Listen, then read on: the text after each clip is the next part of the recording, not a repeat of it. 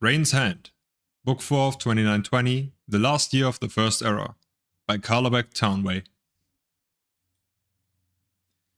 3rd Rain's Hand, 2920, Cold Harbor, Oblivion. Sothersill proceeded as quickly as he could through the blackened halls of the palace, half submerged in brackish water. All around him, nasty gelatinous creatures scurried into the reeds. Bursts of white fire lit up the upper arches of the hall before disappearing, and smells assaulted him. Rancid death one moment, sweet flowered perfume the next. Several times he had visited the Daedra princes in their oblivion, but every time something different awaited him. He knew his purpose, and refused to be distracted. 8 of the more prominent Daedra princes were awaiting him in the half-melted domed room. Azura, Prince of Dusk and Dawn. Oethia, Prince of Plots. Herma Mora, Daedra of Knowledge. Hircine, the Hunter. Malakath, God of Curses. Merun Stagon, Prince of Disaster. Molag Bal, Prince of Rage. Sheogorath, the Mad One. Above them, the sky cast tormented shadows upon the meeting. 5th Rain's Hand, 2920, the Isle of Artaeum, Somerset. Sothersill's voice cried out, echoing from the cave. "Move the rock!" Immediately, the initiates obeyed, rolling aside the great boulder that blocked the entrance to the dreaming cavern. Sothersill emerged, his face smeared with ash, weary.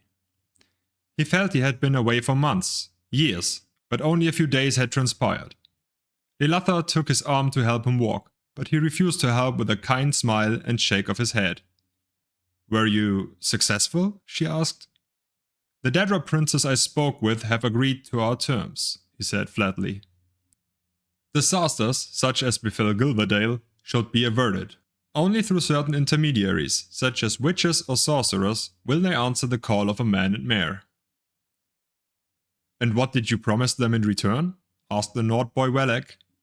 "The deals we make with the Daedra," said Sothersill, continuing on to Lachisi's palace to meet with the master of the Psijic Order, "should not be discussed with the innocent."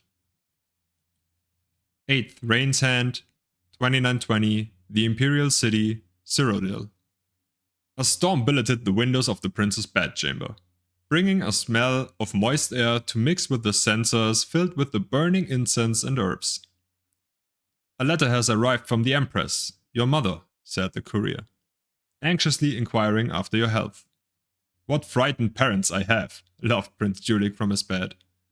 "It is only natural for a mother to worry," said Severin Korak, the potentate's son. "There is everything unnatural about my family, Akavir. My exiled mother fears that my father will imagine me of being a traitor, covetous of the crown, and is having me poisoned." The prince sank back into his pillow, annoyed. "The Emperor has insisted on me having a taster for all my meals, as he does." "There are many plots," agreed the Akavir. "You have been abed for nearly 3 weeks, with every healer in the Empire shuffling through like a slow ballroom dance. At least, all can see that you're getting stronger. Strong enough to lead the vanguard against Morrowind soon, I hope," said Julik. 11th Rain's Hand, 2920, the Isle of Artaeum, Somerset. The initiates stood quietly in a row along the Arbor Loggia, watching the long, deep, marble-lined trench ahead of them flash with fire. The air above it vibrated with the waves of heat. Though each student kept his or her face sturdy and emotionless, as a true Psijic should, their terror was nearly as palpable as the heat. Sothersill closed his eyes and uttered the charm of fire resistance.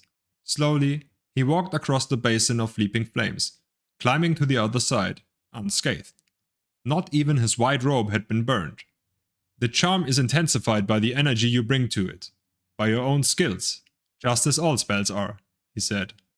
"Your imagination and your willpower are the keys. There is no need for a spell to give you a resistance to air, or a resistance to flowers, and after you cast the charm, you must forget there is even a need for a spell to give you resistance to fire. Do not confuse what I'm saying. Resistance is not about ignoring the fire's reality. You will feel the substance of the flame, the texture of it, its hunger, and even the heat of it, but you will know that it will not hurt or injure you." The students nodded, and one by one they cast the spell and made the walk through the fire. Some even went so far as to bend over and scoop up a handful of fire and feed it air, so it expanded like a bubble and melted through their fingers. Sothasil smiled. They were fighting their fear admirable. The chief proctor Thargalith came running from the arbor arches. "Sothasil! Almalexia has arrived on Artaeum." "Lachesis told me to fetch you."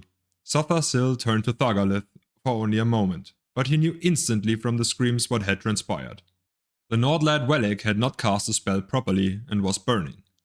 The smell of scorched hair and flesh panicked the other students who were struggling to get out of the basin, pulling him with them, but the incline was too steep away from the entry points. With a wave of his hand, Sothasil extinguished the flame. Wellig and several other students were burned, but not badly. The sorcerer cast a healing spell on them before turning back to Thargalith. "I'll be with you in a moment, and give Almalexia the time to shake the road dust from her train." Sothasil turned back to the students, his voice flat. "Fear does not break spells, but doubt and incompetence are the great enemies of any spellcaster. Master Wellig, will you pack your bags? I'll arrange for a boat to bring you to the mainland tomorrow morning." The sorcerer found Almalexia and Lachesis in the study, drinking hot tea and laughing.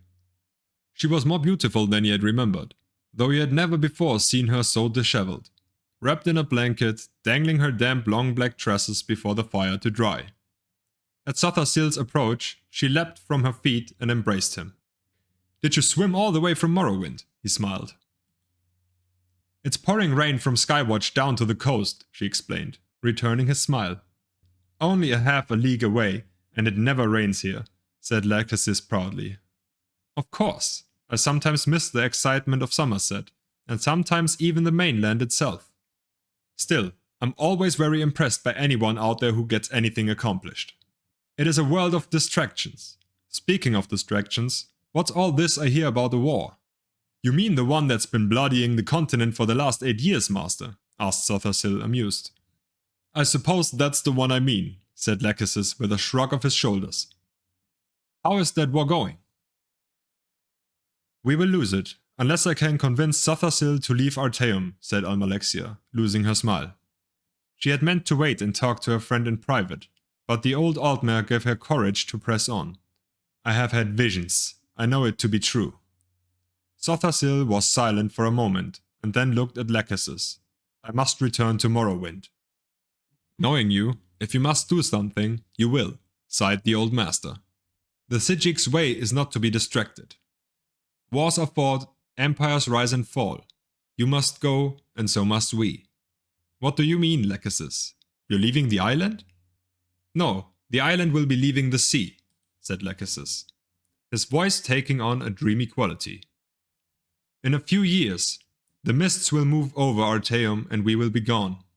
We are counselors by nature, and there are too many counselors in Tamriel as it is. No, we will go, and return when the land needs us again, perhaps in another age." The old Altmare struggles to his feet and drained the last sip of his drink before leaving Sothasil and Almalexia alone. "Don't miss the last boat." The year continues in second seed.